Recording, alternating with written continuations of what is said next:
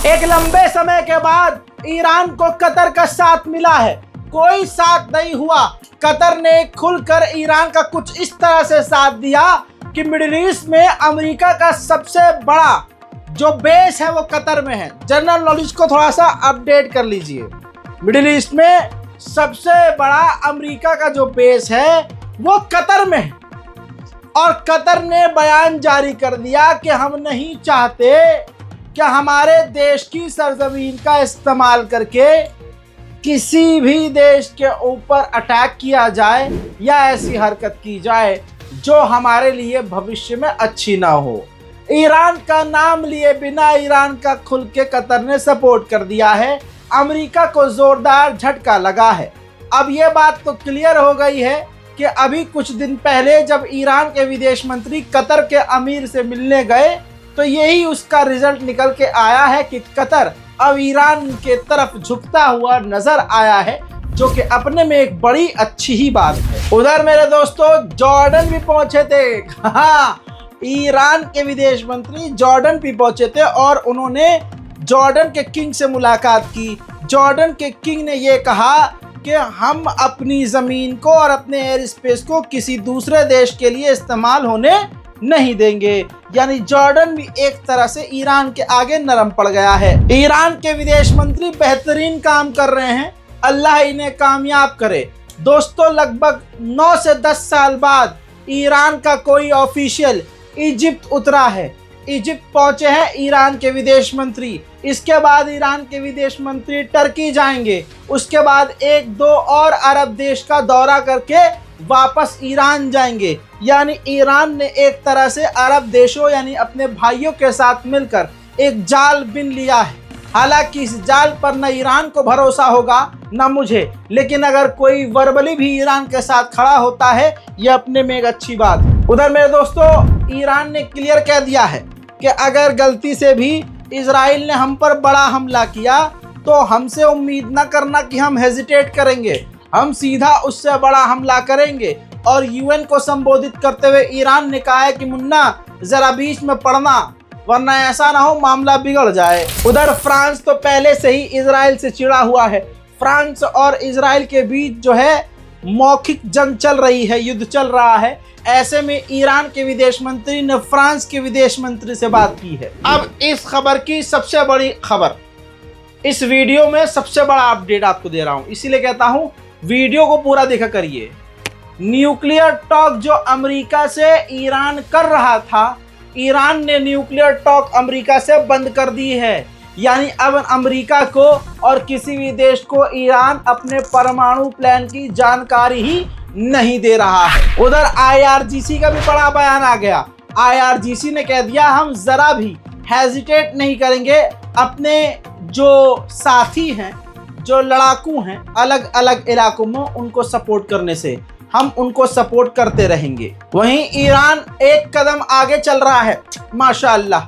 Iran Tehran और अलग अलग के तमाम शहरों में जो काफ़ी सेंसिटिव शहर हैं उनके एयर स्पेस को जीपीएस जो होता है उस जीपीएस को जाम कर रहा है। यानी अगर कोई ड्रोन और फाइटर जेट उस इलाके में आ जाएगा तो एक तरह से उसका कनेक्शन अपने संचालक से टूट जाएगा और पूरी तरह से उसके जीपीएस काम नहीं करेंगे और इस तरह से ईरान दुश्मन को पहला ही झटका दे देगा। उधर ईरान के राष्ट्रपति ने कहा है कि अगर तमाम मुस्लिम देश एक साथ आ जाएं तो इजराइल ये क्राइम कर ही नहीं सकता, फिर चाहे अमेरिका उसके साथ हो और वेस्ट उसके साथ हो।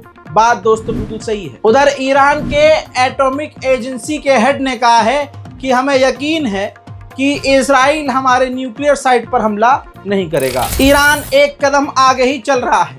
ईरान के मिनिस्टर ने कहा है कि ये जो इजराइल के ज़मीन पर धरती पर अमेरिका ने थर्ड एयर डिफेंस सिस्टम तैयार किया है, तैनात किया है और अपनी सेना के साथ, ये एक साइकोलॉजिकल वॉर है। इजराइल ने अपने ही मुल्क इजराइल से एक और यहूदी को गिरफ्तार किया जिसने $1 लाख में डील कर ली थी कि $1 लाख में वो एक यहूदी इजरायली वैज्ञानिक को कत्ल कर देगा। यानी ईरान अब वही चाल चल रहा है जो इजराइल चलता है। जर्मनी के नंगे चांसलर ने कहा है कि हम एक्सेप्ट नहीं करेंगे कि ईरान इजराइल पर हमला करे। मतलब ये सुअर का बच्चा ये एक्सेप्ट कर रहा है कि इजराइल कई इलाकों पर बमबारी करे, लेकिन ईरान हमला इजराइल पर कर दे ये हम बर्दाश्त नहीं करेंगे। ईरान के कई जनरल लेबनान की राजधानी बैरूत में मारे गए, जिनका जनाजा, जिनकी बॉडी जो है ईरान पहुंची है, तो उनका फ्यूनरल ईरान में धूमधाम से मनाया जा रहा है।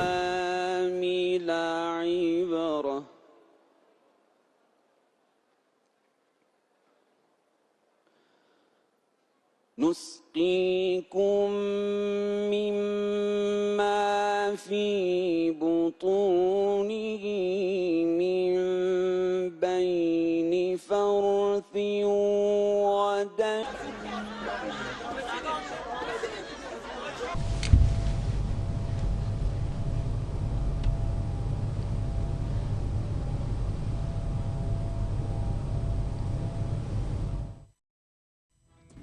उधर अमेरिका के कार्गो जहाज नए और तगड़े और भारी मात्रा में हथियार लेकर इजराइल पहुंच गए हैं। मेरे दोस्तों, ये इजराइल की सड़क है, जिस सड़क पर अमेरिका का 3rd एयर डिफेंस सिस्टम है और वो कहीं तैनात होने के लिए जा रहा है। ईरान के खर के इलाके में ऑयल रिफाइनरी पर अचानक से आग लग गई। एक हादसा हुआ, जो भी हुआ, लेकिन वहां पर गैस और तेल लीक हो रही है, जिसकी वजह से ईरान को तगड़ा नुकसान हुआ है। CNN की रिपोर्ट की माने तो इजराइल ईरान पर हमला करने का प्लान तैयार कर चुका है। अमेरिकी इलेक्शन से पहले ईरान पर इजराइल हमला कर देगा। मेरे दोस्तों, ये जो वीडियो आपने देखी है, इसमें ईरान से जुड़ी तमाम खबरें मैंने आपके सामने रख दी है। इससे पहले भी अपडेट दे चुका हूं, ये भी अपडेट दे रहा हूं और इसके बाद भी अपडेट दूंगा।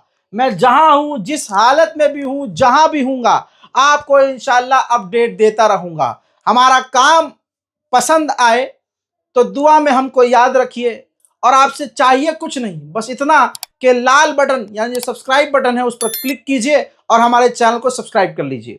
आपकी स्क्रीन पर रजा का ये तीसरा चैनल है, जिसके अंदर आप देख सकते हैं, नाम है रजाग्राफी सोशल।